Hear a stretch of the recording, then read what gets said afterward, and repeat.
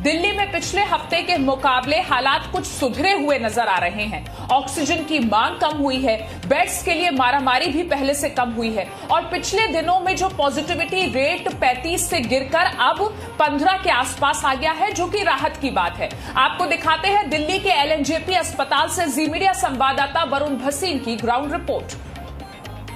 Corona संक्रमण की चलती इस दूसरी लहर में अगर राजधानी दिल्ली की हम बात करें तो अब जो हालात हैं वो सुधरते हुए नजर आ रहे हैं। अस्पतालों के बाहर जो पहले भीड़ देखने को मिलती थी, अब वो उतनी भीड़ नहीं है, क्योंकि जो पॉजिटिव होने के जो मामले थे वो बेहद अब कम हो चुके हैं। अगर देखा जाए जो पॉजिटिविटी रेट आज से 10 दिन पहले 35 के आसपास था, वो अब कम हो चुका है और वो अब 15 से नीचे आ चुका है। कल भी दिल्ली की अगर बात करें तो पिछले 24 घंटे में जो 10,000 मामले थे वही सामने आए हैं। हालांकि ये मामले भी अभी ज्यादा हैं, लेकिन जहां पर दिल्ली में पहले पॉजिटिविटी रेट जो बहुत ज्यादा था, पर अब वो सुधर रहा है। और दिल्ली सरकार की तरफ से भी ये जानकारी दी गई है कि जो ऑक्सीजन की जरूरत थी, यानी कि जो 700 मीट्रिक टन से ज्यादा ऑक्सीजन की जरूरत पड़ रही थी, वो अब 582 के आसपास रह चुकी है। यानी कि वो जो मरीज एक साथ जो बाहर आया था दिल्ली के हॉस्पिटल्स में, वो कम हुआ है और मरीज जो लोग मौजूद हैं यहाँ पर, उनको अब वो जो इलाज है वो ज्यादा अच्छे से मिल पा रहा है। जो मेडिकल जो स्ट्रक्चर था जिस पर दबाव पड़ा था, वो इस वक्त थोड़ा सा कम होता हुआ नजर आ रहा है और यही कोशिश की जा रही है कि अब ज्यादा से ज्यादा लोगों को अच्छे से वो इलाज मिल पाए, जो कि शायद पिछले 10 से 15 दिन या 20 दिन की बात करें तो लोगों को दिल्ली में नहीं मिल पा रहा था। और उन्हीं गलतियों को अब एक बार से फिर सुधारने के लिए राज्य सरकार और केंद्र सरकार दिल्ली में काम कर रही है। और मेरठ की जनता के लिए Covid command and control centre खुला है। मेरठ की हम बात कर रहे हैं, जहां पर Covid command and control centre को खोला गया है, जो कोरोना मरीजों की मदद के लिए है। लेकिन जब जी मीडिया संवाददाता शोभित चतुर्वेदी ने इसका रियलिटी चेक किया तो क्या निकलकर सच्चाई सामने आई, आपको दिखाते हैं उनकी ग्राउंड रिपोर्ट में। कोरोना के सबसे भयावह हालात पूरे उत्तर प्रदेश में अगर बात की जाए तो वो मेरठ में है और इस समय हम उस कमांड सेंटर में खड़े हैं जहां से पूरे कोविड को मॉनिटर किया जा रहा है। यानी कि कोई परेशानी है, आपको बेड चाहिए या कुछ भी आपको डिटेल नोट करानी है कोविड से संबंधित, तो आपकी पूरी डेस्क बनी हुई है, यहीं पर नोट कराते हैं। अभी हमने रियलिटी चेक किया, अभी हमने कॉल किया था, उसके बाद जो आगे बात करते हैं। सर, आप कंट्रोल रूम में हैं, क्या नाम है आपका? सर, मेरा नाम तो रविंद्र कुमार है। अभी कॉल किया था, आपने कहा कि शुभार्थी में बेड अवेलेबल है। उन्हें जब कॉल किया उन्होंने मना कर दिया। सर, जो पेपर में सर अपडेट दिया था हॉस्पिटल का, सर उसके अकॉर्डिंगली सर मैंने बताया सर। नहीं, अच्छा ये बताइए, जैसे मालिक कोई गंभीर है मरीज़, आप प्रयास भी कर रहे हैं हेल्प करने का, आपने नंबर दिया कि यहाँ बात करिए, वहाँ पे बेड अवेलेबल है, उन्होंने साफ मना कर दिया, ऐसे कैसे हेल्प हो पाएगी? जैसे गंभीर मरीज का सर फ़ोन आता, सर हम उनको बता दें, डॉक्टर साहब का नंबर दे देते हैं, वो उनसे पेपर्स मांगते हैं सर, उसके आधार पर सर उनकी हेल्प करते हैं डॉक्टर साहब। नहीं, जैसे वहाँ बेड के लिए मना कर दिया, आपने कहा बेड अवेलेबल है, हमने बात की, उन्होंने मना कर दिया, तो क्या डेटा गलत है या कहाँ लापरवाही हो रही है? सर, हमारे पास जो हॉस्पिटल्स की अपडेट नहीं है सर, इस समय आ जाती है सर जनरली डेली। आम व्यक्ति परेशान हो सकता है ना इससे? सर नेचुरली सर हो सकता है, तो उस पर ध्यान देंगे आगे से? निश्चित रूप से सर। तो ये रियलिटी चेक में एक ऐसा खुलासा हुआ है, यानी कि अगर एक आम व्यक्ति फ़ोन करता है कंट्रोल रूम में तो उसे सहायता नहीं मिल सकती है। जो नंबर दिए जा रहे हैं वहाँ पे बेड के लिए मना कर दिया जा रहा है। कैमरामैन सागर के साथ शोभित चतुर्वेदी, जी मीडिया, मेरठ। और आज ईद है और ईद पर लोग दिल्ली की जामा मस्जिद पर इकट्ठा ना हो, इसके लिए सुरक्षा व्यवस्था काफी कड़ी की गई है। दिल्ली में हर साल ईद पर माहौल तो बेहद खुशनुमा होता ही है, लेकिन इस साल स्थिति अलग है। इस साल कोरोना ने त्योहार के रंग को फीका कर दिया है। देखिए जी मीडिया संवाददाता वरुण भसीन की ये रिपोर्ट। आज 14 मई को देश भर में ईद मनाई जा रही है, लेकिन कोरोना संक्रमण के चलते इस बार भी जो ईद का रंग है वो फीका नजर आ रहा है। जामा मस्जिद में लोगों से अपील की गई है इस बार की जो नमाज है वो घर से ही अदा की जाए, और उसके चलते जो चौकसी है वो भी आप देख पा रहे हैं कि किस तरीके से अब वो जो पुलिस, इसका सुरक्षा बल है वो मौजूद है। यहाँ पर ये सुनिश्चित किया जा रहा है कि किसी भी तरह से लोग इकट्ठा ना हो, यानी कि वो जो नमाज अदा की जाती है हर साल वो यहाँ पर आकर जाकर नहीं बल्कि इस बार घर पर अपने परिवार के साथ अदा की जाए। और इसी को देखते हुए चांदनी चौक और जामा मस्जिद के आसपास की ये तस्वीर आपको हम बता रहे हैं कि अब यहाँ पर वो इस वक्त कोरोना संक्रमण के चलते जो लॉकडाउन दिल्ली में चल रहा है उसको पूरा सुनिश्चित करने की कोशिशें हैं। इस वक्त मेरे साथ शहजाद हैं, उनसे बात करते हैं कि इस बार की ईद कुछ अलग है, लेकिन क्या कहा गया है, क्या है प्रशासन की तरफ से? सबसे पहले आप सर, लॉकडाउन की वजह से जो भी दिल्ली सरकारी गाइडलाइंस हैं उसके अकॉर्डिंग ही हम लोगों ने इस बार ईद मनाई है। और ईद क्या मनाई सर, इस बार सिर्फ हम लोगों ने ईद की नमाज अदा की है, क्योंकि इस बार जितनी मौतें हुई हैं उसके को देखते हुए तमाम लोग गमज़दा हैं। और ये त्यौहार खुशी होगा, तो जब आदमी खुश नहीं है तो त्यौहार कहाँ से मनाएगा। फिर भी यह है कि कोशिश की, लोगों को समझा रहे हैं, लोगों को बता रहे हैं कि आप सोशल डिस्टेंसिंग का पालन कीजिए और एक दूसरे से दूरी बना के रखें। बहुत फ़र्क है इस बार ईद में। हर बार हम देखते थे किस तरह से बाजार सजे होते थे, एक बहुत बड़ा त्यौहार हम इसको समझते हैं। उसके बाद जो रौनक देखने को मिलती थी वो कहीं ना कहीं ये वो त्यौहार है कि अगर एक दूसरे के बीच में अगर कोई कलेश है या एक दूसरे को दिल में कोई बुराई है तो हम लोग गले लग के उसको बिठा दिया करते थे। इस बार हमें वो मौका भी नहीं मिला। सिर्फ हम दुआ करेंगे एक दूसरे के लिए कि हम एक दूसरे के लिए जिंदा रहें। यही हमारी सबसे बड़ी ईद है इस बार। और यही दुआ करते हैं कि इस मुल्क में दोबारा से सलामती आए, लोग दोबारा से खुशहाल हो और वो दौर दोबारा लौट कर आए। वही हमारी ईद होगी।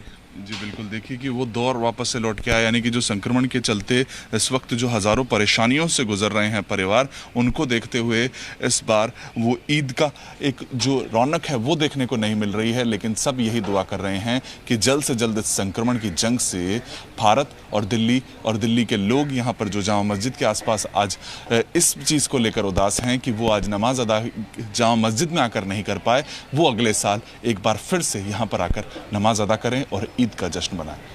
वरुण भसीन, जी मीडिया, दिल्ली। और देहरादून के मार्केट में कुछ देर के लिए दुकानें खुली तो लोगों की भीड़ लग गई। दुकानों पर कोरोना गाइडलाइंस का पालन नहीं हो पा रहा है। पुलिस इन दुकानदारों के चालान काट रही है, कार्रवाई कर रही है। लेकिन कोरोना का स्वरूप जितना भयानक हो चुका है, लोगों में कोरोना का उतना डर देखने को नहीं मिल रहा है, जो कि चिंता की बात है। देखिए जी मीडिया संवाददाता राहुल मिश्रा की ये ग्राउंड रिपोर्ट।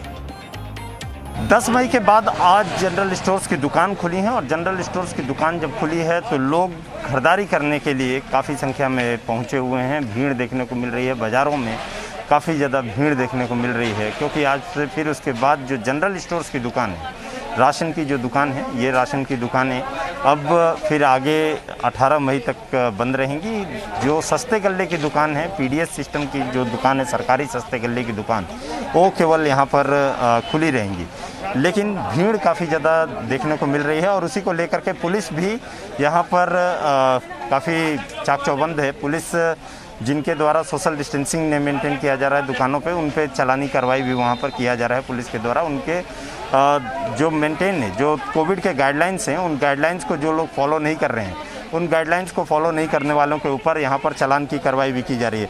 आप लोग क्या सोशल डिस्टेंसिंग वगैरह नहीं मेंटेन करने पे ही? बिल्कुल, सोशल डिस्टेंसिंग जो मेंटेन नहीं कर रहा है उसके खिलाफ कार्रवाई की जा रही है और जिनके चालान जरूरत पड़ने पर चालान की कार्रवाई भी की जा रही है। 500 का चालान भी हो रहे हैं और ज़रूरत पड़ने पर मुकदमा भी पंजीकृत किया जा रहा है। ज़रूरत पड़ने पर मुकदमा भी, और क्योंकि कोविड के जो गाइडलाइंस हैं, उन गाइडलाइंस को फॉलो कराने के लिए ही यहाँ पर दुकानदारों ने भी अपनी तरफ से घेरे बना रखे हैं। जो सफ़ेद रंग के घेरे हैं उनमें ही लोगों को सोशल डिस्टेंसिंग मेंटेन करने के लिए लोगों को वहाँ पर किया गया है कि लोग वहाँ खड़े रहें। और जो एक प्रॉपर गाइडलाइंस है, जो प्रॉपर गाइडलाइंस के तहत ही जो कोविड के गाइडलाइंस हैं उनको फॉलो करते हुए लोग अपनी यहाँ पर ख़रीदारी करें, क्योंकि दुकानें 5 दिन के बाद यहाँ पर खुली हैं। तो इस वजह से ही काफ़ी ज़्यादा भीड़ इस समय बाज़ारों में देखने को मिल रही है।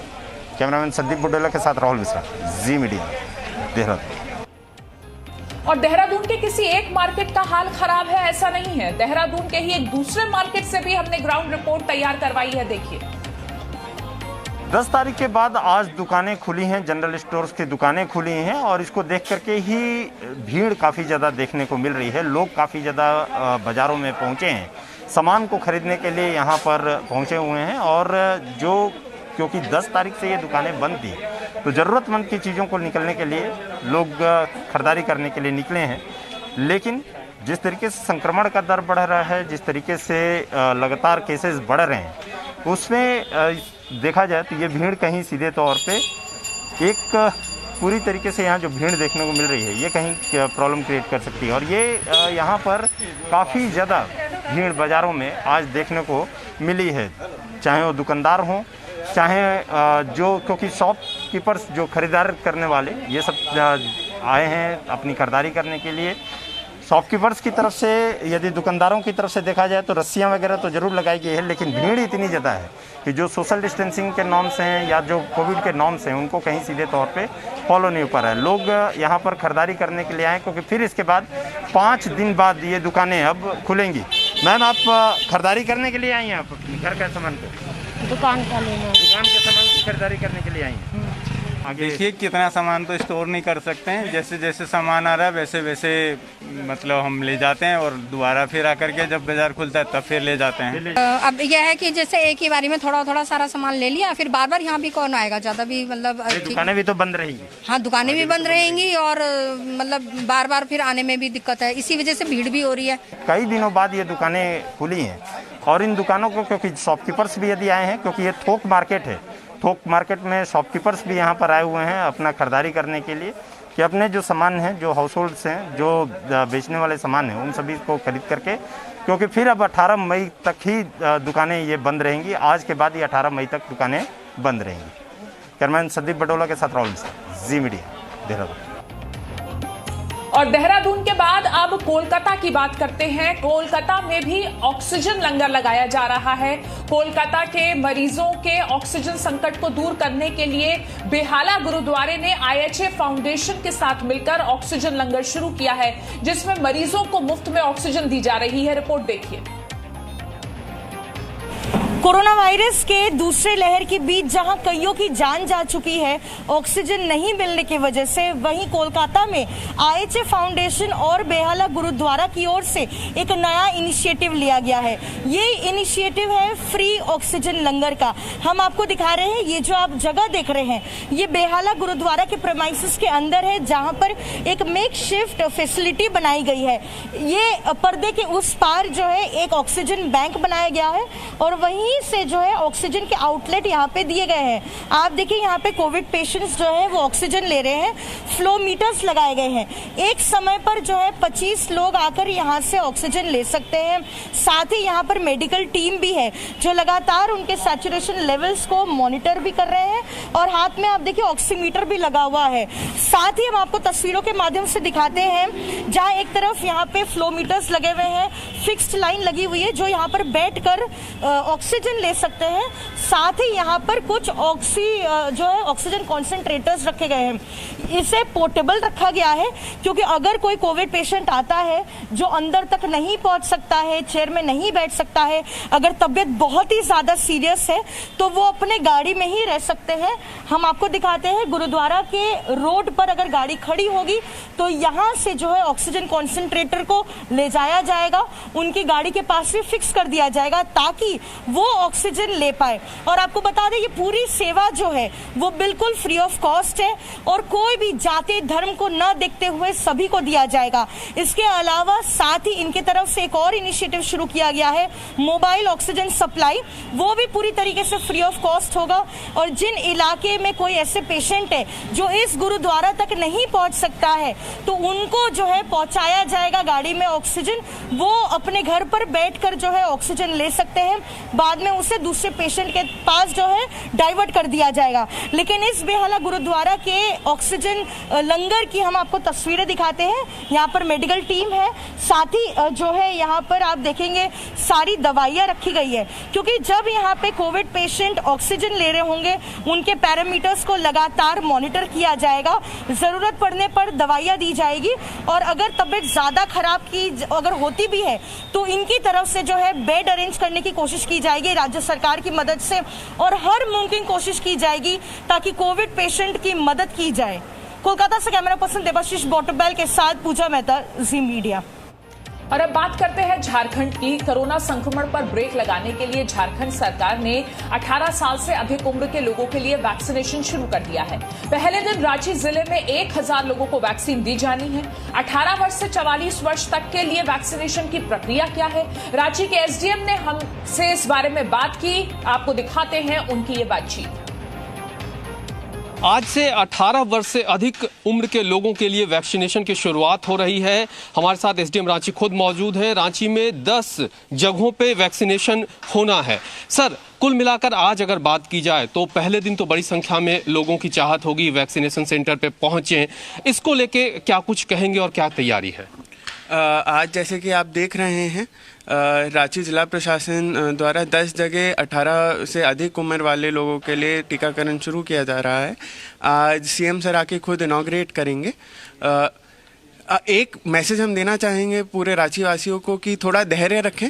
हम जानते हैं कि सभी लोग वैक्सीन लगाना चाहते हैं, लेकिन ऑनलाइन रजिस्ट्रेशन करें। सेल्फ रजिस्ट्रेशन.coviN.in पे, कोविन पोर्टल पे जाके सेल्फ रजिस्ट्रेशन करें, अपना नंबर लें, धैर्य रखें। सबको वैक्सीन मिलेगा, पर्याप्त वैक्सीन है। के रजिस्टर्ड कराते हैं लोग तो कई बार फील्ड बताता है, कई बार वैक्सीन नहीं है, इस तरह की जो जानकारी आती है, वैसे में युवा थोड़ा अधीर होते हैं, क्योंकि जिनसे आप धैर्य की बात करें वही सबसे ज़्यादा अधीर होते हैं। उनको क्या कहेंगे जो कई बार इस तरह के मैसेज आते हैं? अगर ऐसा कोई मैसेज आता है तो आप हमको कांटेक्ट कर सकते हैं, या फिर हमारा सपोर्ट टीम है उनको कांटेक्ट कर सकते हैं। इस बार जो डिफरेंस ये है कि सिर्फ ऑनलाइन रजिस्ट्रेशन से होगा। पिछली बार 45+ में ऑफलाइन रजिस्ट्रेशन का भी एक सुविधा था कि आप आते थे वहीं पे ऑन स्पॉट रजिस्ट्रेशन कराते थे, लेकिन इस बार कोविन पोर्टल में ही एक रिस्ट्रिक्शन लगा हुआ है कि ऑनलाइन से ही होना है सब कुछ। तो बिल्कुल एटीआई सेंटर पे खुद एसडीएम साहब पहुंचे हैं पूरी तरह से मॉनिटरिंग करने। वैक्सीनेशन यहाँ पे 18 वर्ष से अधिक उम्र के लोगों को होना है और पूरी तरह से कहा जा सकता है कि लोग अपनी बारी का इंतजार करें। जब भी उनका नंबर आए वैक्सीनेशन जरूर कराएं। अपने सहयोगी कैमरा पर्सन संजय पांडे के साथ Kumar Chandan, Zee media, Ranchi. Presenting V News app available on Google Play and App Store. Download it now.